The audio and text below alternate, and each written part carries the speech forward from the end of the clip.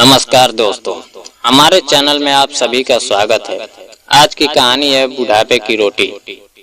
गोमती देवी अपनी खाट पर बैठी खिड़की से आती धूप और पंखे की धीमी गूंज में खोई हुई थी। उनके हाथों में रोटी थी और हाथ कांप रहे थे। जैसे उन्होंने रोटी को देखने की कोशिश की, उनकी बहू अमृता की नजर पड़ गई। रोज की तरह आज भी अमृता ने गोमती जी की प्लेट से रोटी उठाई और अपने कमरे में चली गई। रोटी सूखी थी और गोमती जी के दांतों के लिए उसे चबाना कठिन हो गया था। गोमती जी ने धीरे धीरे रसोई में गई। उनके हाथों में कटोरी थी जिसमें थोड़ा सा दूध था। उनकी सांसों में थकान थी और दिल में उम्मीद थी कि शायद आज यह दूध उन्हें तृप्ति दे देगा।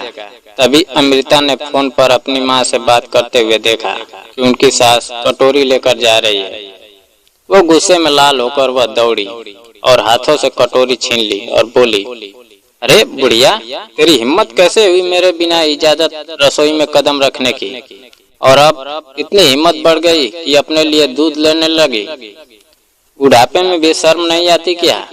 यह दूध बच्चों के लिए आता है, तू क्यों ताकत बढ़ाना चाहती है? गोमती जी केवल चुप रही। उनका दिल टूटता है पर कुछ कह नहीं पाती। अमृता ने कटोरी उठाकर रसोई में ताला डाल दिया और चली गई। गोमती जी पानी से रोटी को भिगोकर जैसे तैसे खा लेती है और अपनी खाट पर लौट जाती है। कुछ देर बाद उनका इकलौता बेटा पंकज पास आता है और कहता है, माँ, तेरे पास थोड़े पैसे हैं तो दे दे, मुझे सब्जी लानी है।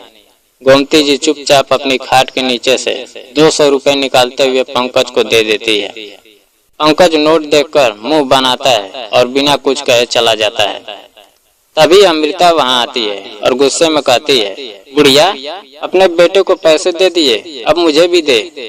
गोमती जी धीरे धीरे बहू को 500 दे देती है। अमृता नोट देखकर हाथ में उलट पलट करती है और चली जाती है। यह उनका रोज का काम था। बेटे और बहू की यह आदत कि हमेशा पैसे माँ से लेना और बदतमीजी करना गोमती जी के धैर्य की परीक्षा ले रही थी। वह सोचती है, हे भगवान, किसने यह नालायक पैदा किया? इससे बेहतर होता अगर मैं बे औलाद होती। यह लोग मुझे तिल तिल करके मार ही देंगे। गोमती जी जिस कमरे में रहती थी वहाँ न पंखा था न बल्ब। उनके छोटे बेटे ने कहा था कि पंखे और बल्ब से बिजली का बिल बढ़ता है। जून की तपती गर्मी में वह अंधेरे में बैठकर जीती थी। उनके मन में निरंतर यही सवाल उठता था, हे भगवान, ये लोग मेरे दुख को क्यों नहीं समझते? इतना सोचते सोचते पंकज वापस आता है। नशे में हंगामा करने लगता है। गोमती जी चुपचाप खाट पर लेटी रहती है। अगर वह जाग जाए तो पंकज और अधिक बदतमीजी करता। वह डर के मारे आंखें बंद कर सोने जैसी मुद्रा में रहती थी। तभी वह पंकज के सामने खड़ी होकर बोलती, तुझे शर्म नहीं आती अपनी जन्म देने वाली माँ को गाली देने में? पंकज गुस्से में लाल होकर कमरे में चला जाता है। अमृता कुछ कहती नहीं, बस मुस्कुराती है और अपने कमरे में चली जाती है। आज गोमती जी का धैर्य टूट गया था। पूरे दिन भूख, थकान, बेटे बहू के अत्याचार ने उन्हें अंदर तक तोड़ दिया था। उनकी आंखों में आंसू थे और शरीर थक कर चूर हो चुका था। गोमती जी अपनी खाट पर बैठकर पति राम जतन जी की तस्वीर देखती और याद करती। राम जतन जी संस्कारी, दयालु और बुद्धिमान व्यक्ति थे।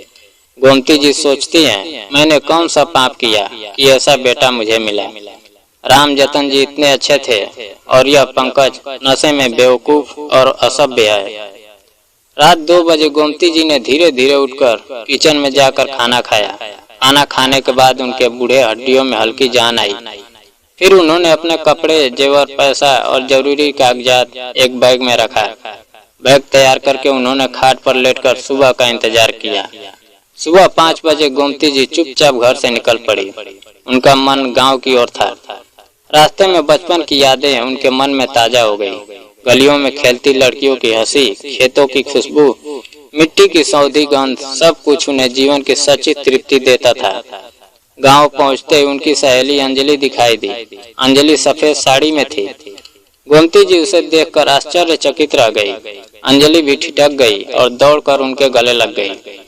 अंजलि की आंखों में आंसू थे। उसने धीरे धीरे सब कुछ बताया। 4 महीने पहले उसके पति का एक्सीडेंट हुआ, घर से निकाला गया, अकेले बच्चे को पाल रही थी। और अब वह लिफाफे बनाकर जीवन यापन कर रही थी। गोमती जी ने उसे अपने सीने से लगा लिया और कहा, तू चिंता मत कर मेरी बच्ची, मैं हूं ना तेरे लिए। भगवान ने मुझे तेरे लिए भेजा है, सब ठीक हो जाएगा। भाभी ने खाना ला कर दिया, सभी ने मिलकर खाया। अंजलि थोड़े समय के लिए चली गई।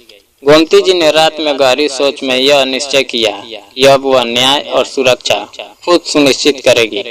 अगले दिन गोमती जी न्यायालय पहुंची। अपने बेटे और बहू से जायदाद का अधिकार लेकर उसे अंजलि को दे दिया।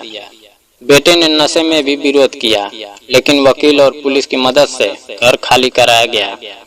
गोमती जी शुद्धिकरण करके अपने पुराने घर से अंजलि और उसके बेटे मुन्ना को लेकर गांव आई। अंजलि रो पड़ी। गोमती जी ने उसे और मुन्ना को गले लगाया। अब गोमती जी और अंजलि ने मिलकर घर संभाला। अंजलि घर के खर्च में सहयोग करती रही और गोमती जी की पेंशन से घर सुख समृद्ध बना। अब घर में उजाला था, प्रेम था और सच्चा सहारा था। दोस्तों, यह कहानी हमें यह सिखाती है कि सच्चा सहारा कभी रिश्तों में नहीं बल्कि दिल में मिलता है और न्याय पाने की हिम्मत रखने वाले वृद्ध भी अपनी जिंदगी में सुख पा सकते हैं। अगर आपको यह कहानी पसंद आई हो तो वीडियो को लाइक करें, चैनल पर पहली बार आए हैं तो सब्सक्राइब करें और बेल आइकन दबाएं। जय हिंद।